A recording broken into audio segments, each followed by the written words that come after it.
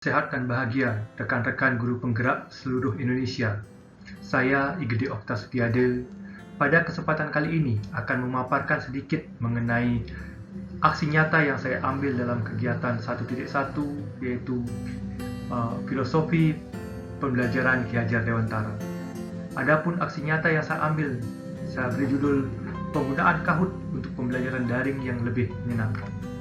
Nah, adapun yang melatar belakangi kegiatan saya ini, yang pertama, bahwasanya sudah 1 tahun, bahkan lebih, virus corona menyerang Indonesia.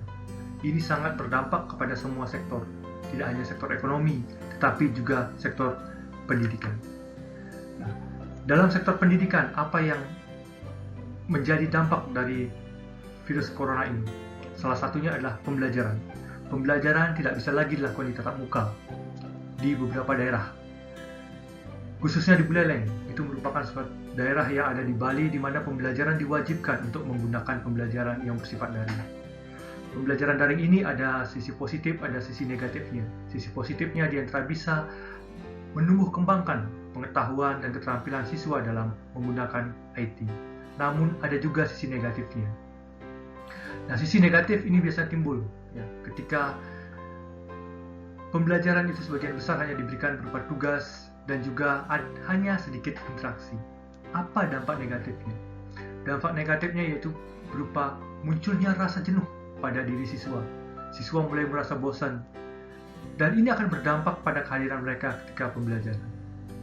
Nah, aksi nyata ini juga merupakan salah satu bentuk implementasi dari pendidikan menurut filosofi Ki Hajar Dewantara, yaitu pendidikan yang menyenangkan. Adapun aksi nyatanya yaitu penggunaan Kahoot dalam pembelajaran.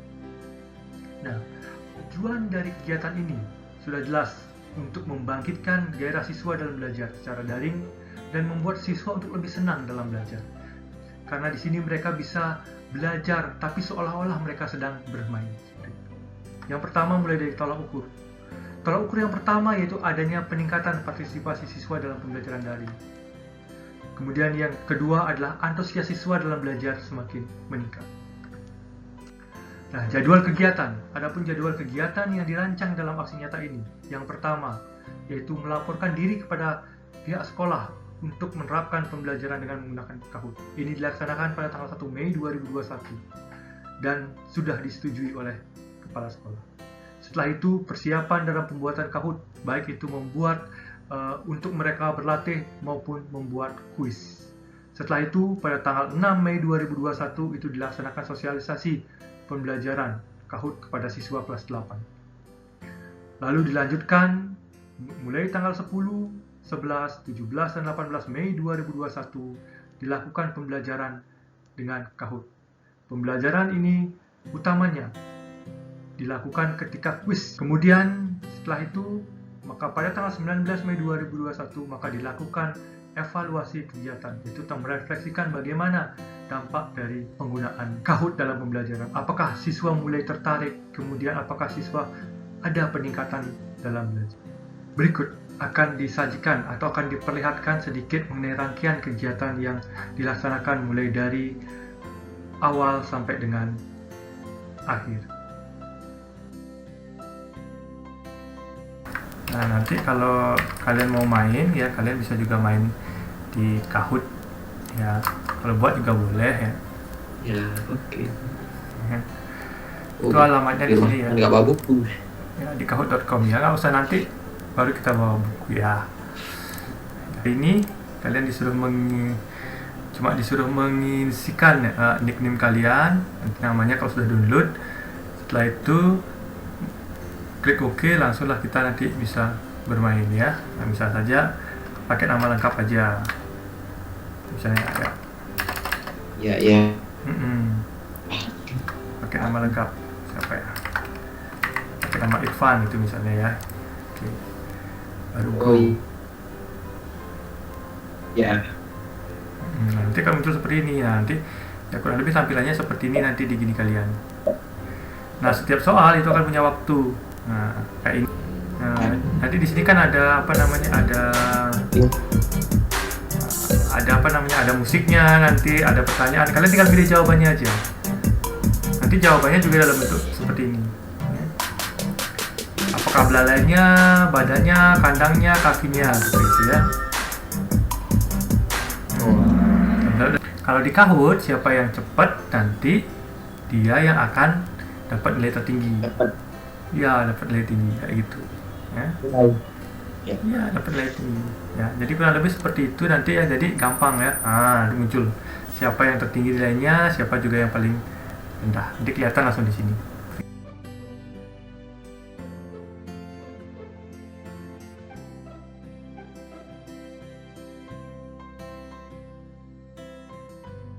Sekali lagi ya Pak tekankan, jadi untuk nanti 1 bulan ke depan kita akan belajar tentang optik ya, tentang optik. Itu materinya adalah mulai dari sifat-sifat cahaya, kemudian cermin dan lensa. Jadi itu nanti yang kita bahas ya. Kemudian nanti di akhir pembelajaran ya, di akhir pembelajaran Pak akan memberikan kalian sebuah kuis melalui Kahoot ya. Kahoot, makanya Pak menekankan untuk minta kalian untuk menginstal Kahoot di HP-nya. Jadi seperti itu ya. Pin yang baru sudah Pak bagikan di grup, silakan bergabung. Itu kuisnya tentang cahaya, ada 5 soal. Ya, oke. Ada 5 soal. Nanti silakan itu dijawab dengan baik ya.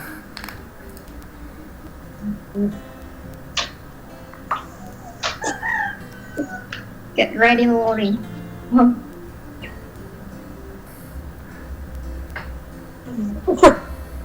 Oke, juara pertama kita adalah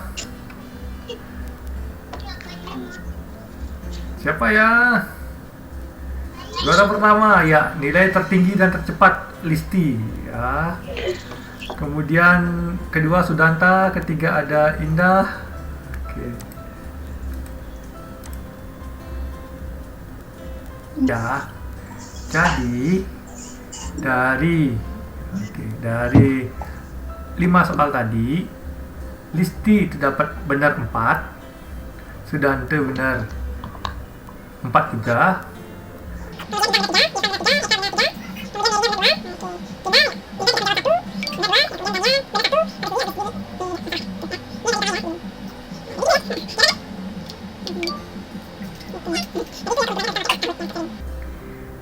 Jadi nanti kita habis belajar, setelah belajar kita kuisnya, kita langsung dapat tahu berapa nilai kalian nanti, seperti itu.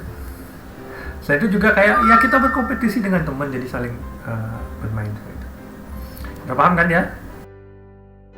Swastiastu, saya Dr. Purianti sebagai Kasek SMP Negeri 4 Banjar, tempat Pak Okta melaksanakan tugas. Saya sangat berterima kasih dan sangat mendukung tentunya dengan pekerjaan atau tugas yang dikerjakan begitu, dengan membuat model Kahoot dalam pembelajaran.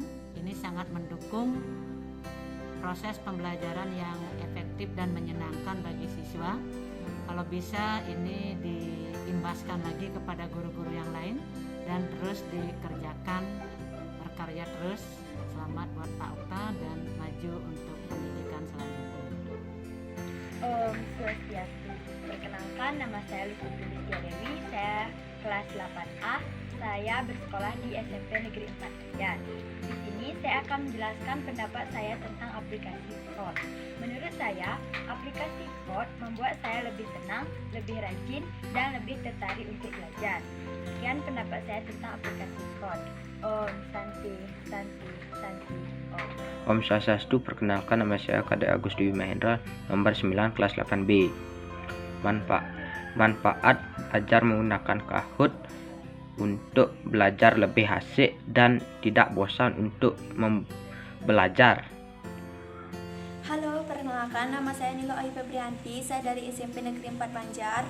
Saya sangat senang belajar menggunakan Kahoot karena saya bisa belajar sekaligus bermain. Sekian dari saya, terima kasih. Sekian tadi sedikit gambaran tentang rencana aksi yang telah saya laksanakan dalam kegiatan ini.